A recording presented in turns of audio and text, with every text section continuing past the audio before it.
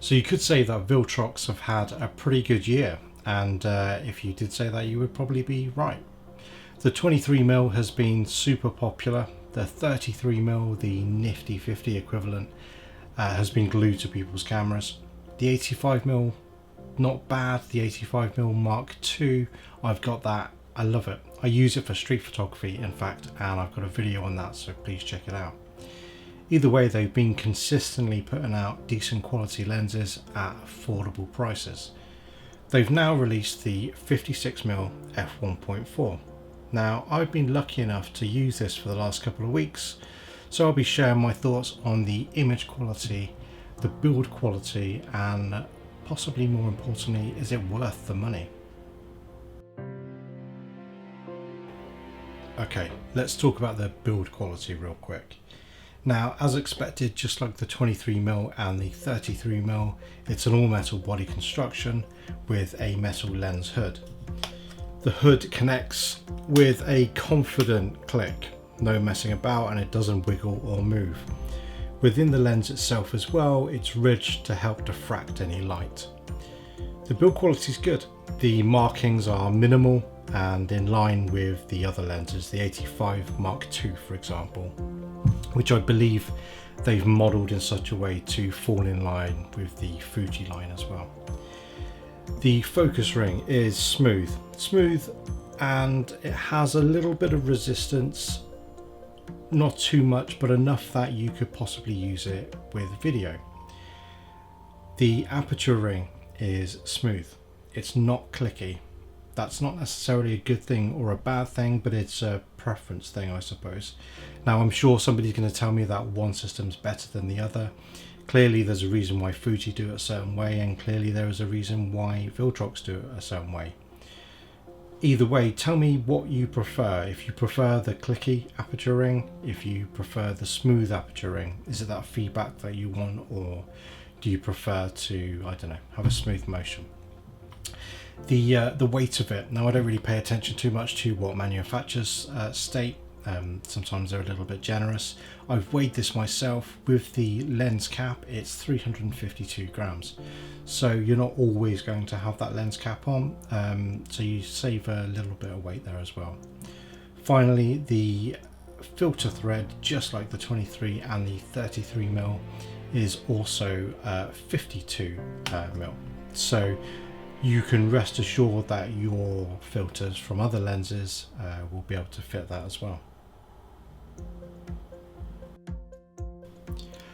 Okay, enough of the boring stuff. You guys want to see photos, right? It's a portrait lens, so you want to see portraits. I headed out today and met up with a good friend of mine, a recording artist in the UK, and it was beautifully sunny, super bright.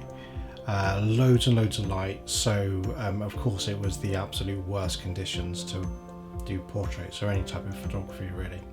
There was just so much light, so it was a real challenge for the Viltrox. You'll often get, when shooting wide open, a bit of chromatic aberration, fringing and colour fringing, and when it's exposed really quite high, sometimes lenses can struggle.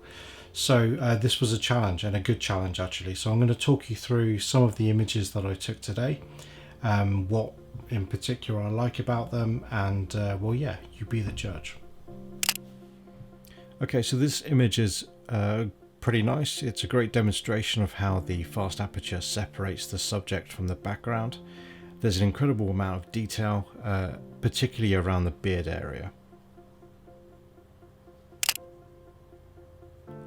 Okay, this was from a series of photos where the subject was walking towards me. I took around 30 photos in sequence, and it pretty much nailed focus on every single one.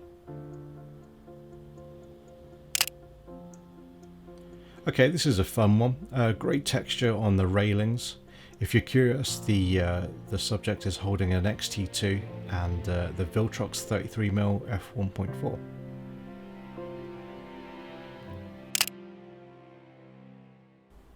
This photo demonstrates the pin sharp focus. The eyes are very sharp, and you can clearly see as a portrait lens it's very strong. Okay, a very interesting composition here. There's lots going on, there's lots out of focus, there are lots of elements, but I love how the lines draw you to the center of the image, and again the subject is perfectly in focus. And finally, from the same set, a great photo showing some really nice textures. The subject is super sharp again. Overall, a really nice photo.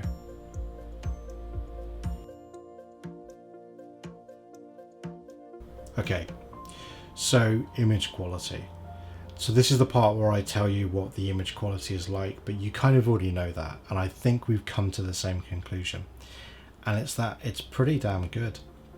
Now, I shot all of those images wide open at f1.4, and the lens dealt with it admirably. Quality was really crisp, and when on the focus point, it nailed it 100% of the time. I had no back focusing or any issues there. It dealt with the massively exposed situation that I threw it in today. At f1.4 you do see a small amount of chromatic aberration, but that's pretty typical of most lenses similar to this when shooting wide open, and not really an issue because you can correct for that in Capture One and in Lightroom as well. So overall the image quality was really good. It was really crisp. The motor was silent, so I suppose again opens up options for video. The bokeh or bokeh was buttery smooth. You can see how well the lens and this sort of body combination separates the subject from anything and everything around it. Really truly, you could be in a crowd of 100 people and pinpoint that one individual, and the lens would take care of the rest. It really does do a great job at f1.4 of isolating a subject. So overall, image quality is really quite good. Okay, so my final thoughts. I've used, I'm a big fan of Sigma. I like Sigma lenses, and they aren't yet a thing for the Fuji system.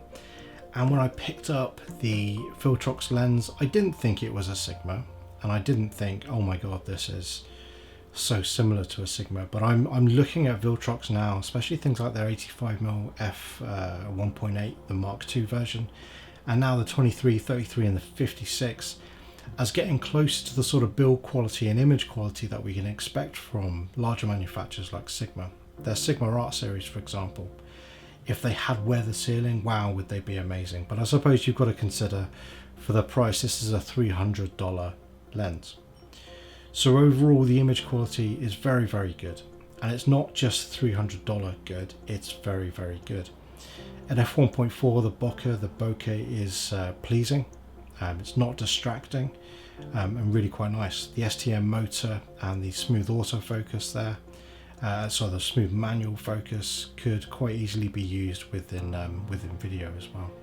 Overall, a great package for the money. Should you pick one up? Well, I mean, it's down to you really. Are you going to shoot portraits? I could see myself using this as a sort of street photography lens, as a general lens. I can see it being very good at weddings. I can see it being really quite versatile, but I'd be interested to know what you plan to use it for. Just before you go, so I put a bit of effort into this video today. I'm fairly new to this.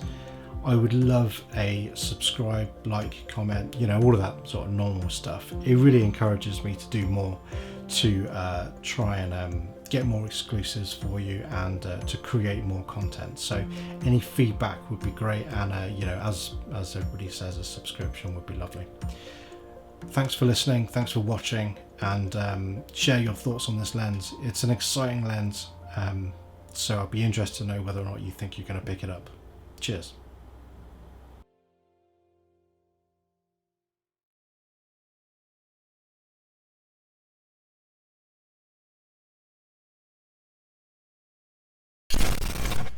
Okay, well done. You get bonus points for sticking to the very end here.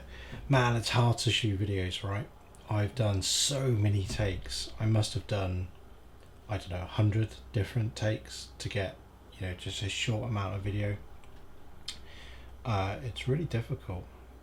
I find myself swearing quite a lot. I swear. And I've got to remember I can't swear on camera. That's not a thing. You're not allowed to do that. What else? I forget what I say, and then I ramble quite a lot. This was supposed to be like a really short outro for the people that wanted to, I don't know, get to know me, I guess. But actually, I'm rambling again, aren't I? Yeah.